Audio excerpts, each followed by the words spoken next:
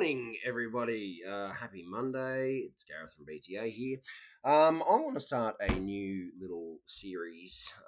Every Monday, I'm just going to go through the aquaculture news of the week, break it down a little bit, give my thoughts, just give a bit of a recap, really. Have a little bit of fun along the way, and maybe we can all keep a little bit more up to date, and maybe I'll learn something in the process as well. So, in the past week or two has been pretty tumultuous, actually, especially in regards to overseas suppliers, especially of Ras Systems, Billund, or Billund, however you would like to pronounce it. Danish supplier of Ras Systems went bankrupt after, here we go, almost 40 years, which was absolutely massive. They cited reasons like COVID, the downturn in the economy, just goes to show even the big players are not immune to economic pressure, unfortunately. But in a well, as we know, everyone was kind of wondering what was going to happen. Someone's got to pick Billund up. They're the Goliath in Ras design. Whatever your opinions of their biological filtration system might be,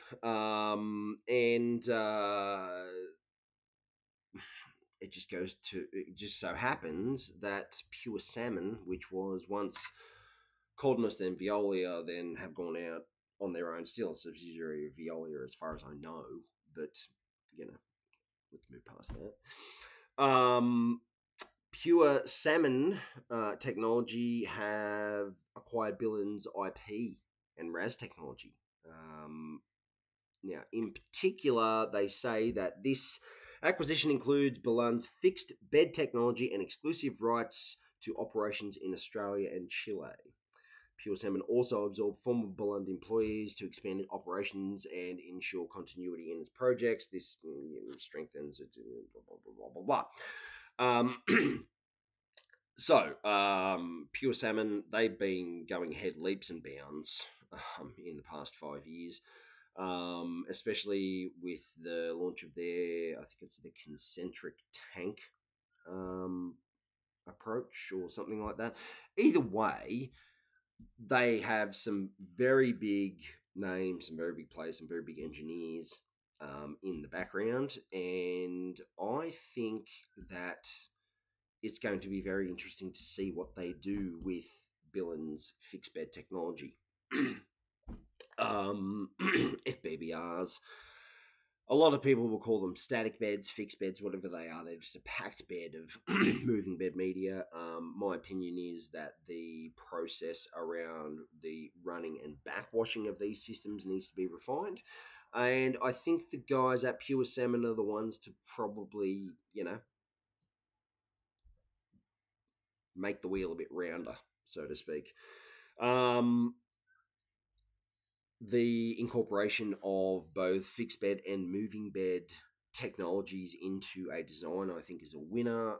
I know a couple of systems that Billund have done in Australia have incorporated both technologies with great success.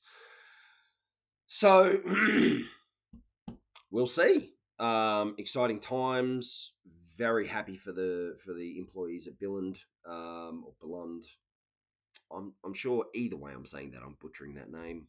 I'm from Australia. Give me a break.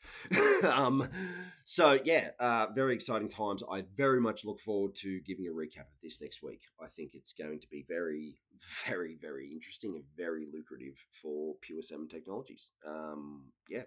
Happy to see. Well done. Okay, NaturaShrimp expands with new water tech. Now, I am not overly familiar with this company, but they are a leader in shrimp production in Ras. They acquired Hydrenesis water treatment technology for $12.5 million, which will help improve water quality and enhance shrimp farming at the hatcheries and nurseries. Yeah, again, there's a lot of expansion in aquaculture. Aquaculture seems to be one of the businesses that one of the sorry, one of the industries that tends to survive economic downturn fairly well. People still need food, okay, and as long as people don't do things silly like manipulate markets and dump huge amounts of stock on and make prices crash and things like that. Generally speaking, everyone gets by, considering the fact that we produce more than gets caught in the oceans and have for the last 4 or 5 years. Fairly safe industry to be in. That's what I like about this industry. Fairly recession proof, so to speak. Aqua Bounty, they keep popping up, selling the Rollo Bay hatchery to raise capital for future expansion. Um, Again, this GM salmon that they're pushing, um, genetic modification, if it's done right, can be done responsibly. However, I do see the implications that people or the concerns that people have with it. Now, it's a very small step from selective breeding to genetic modification. From selecting traits over generations to actually inputting or taking out the traits that we don't want or do want. I'm a big fan of selective breeding. I think it's a lot safer. It's a lot more robust. But we will see. You know, look, if genetic selection and selective breeding can be summed up with anything, it's these two cases. One, salmon in Tasmania through genetic breeding, need I say more? Amazing growth rates. Secondly, selective breeding and selecting for various environments and so forth. Look at mainstream aquaculture and the amount of families of barramundi they have. Okay, selective breeding is very powerful. Anyway, let's move on. Pure Salmon and Ecofisk Partnership. Ecofisk are building a 7,000 metric ton post-smolt facility in Norway. This partnership strengthens land-based farming. Okay, right. Norway, Iceland, all around there. Aquaculture is just exploding at the moment. It's good to see. Nordic Aqua Group secures more funding, 5.8 million euro to enhance its Ras Systems in China. Nordic Aqua Group, Nordic Aqua. I believe they took a lot of employees from into Aqua Advance. Actually, a lot of people went there after Nordic Aqua Group. Yeah, Nordic Aqua Farms. Nordic. Yes, yeah, same people. They did some really good work too. They still do. Cook Aquaculture, who recently purchased Hassal,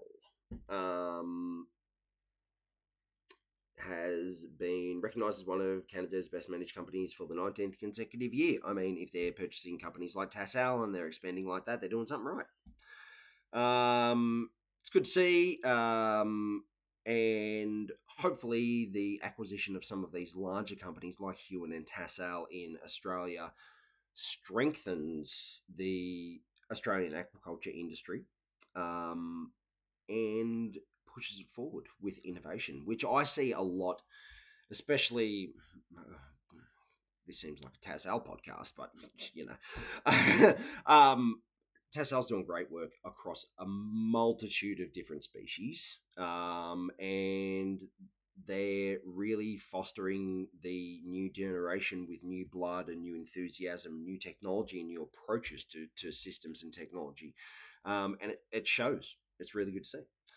I'm lost here. Okay, number 8, ozone use in trout farming. Okay, so look, I mean, number one thing, if you want to improve your water quality above anything else, is use ozone.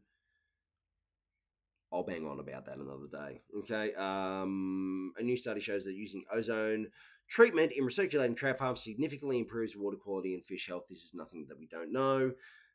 This method is going to... Okay, look. If you're not using ozone, you should be. You do need to use it in a controlled fashion. You do need to maintain those control systems. You do need to spend money on quality equipment. And that includes everything from the ozone generator and the oxygen concentrator right through to your chosen form of contact vessel, whether it be a foam fractionator or protein skimmer, whether it be an oxygen cone or space cone, whether it be a low head oxygenator, whether it be a cascade contactor, whether it be a splash screen contactor, whatever it might be, choose the best you can afford. Ozone, need to say more. Sustainable seafood programs. Okay, there's one in Canada. Canada's Ocean Supercluster launched a new initiative to promote sustainable seafood production. Look, these are popping up all over the place, and I must say that the FRDC and the Australian Seafood Directions, I believe it is, and a lot of the other,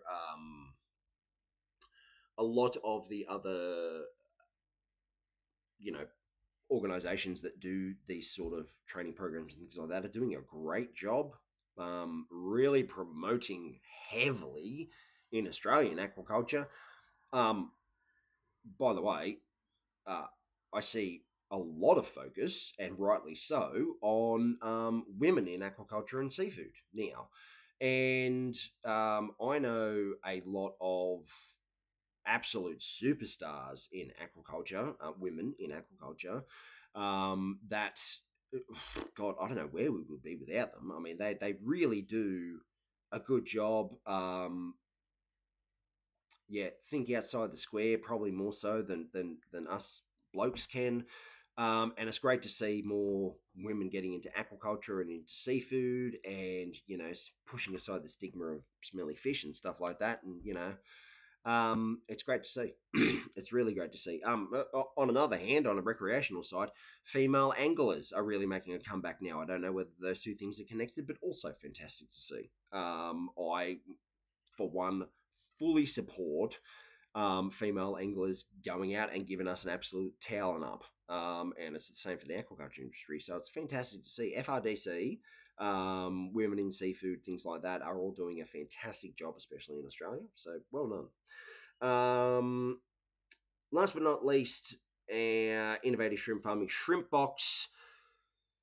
Okay.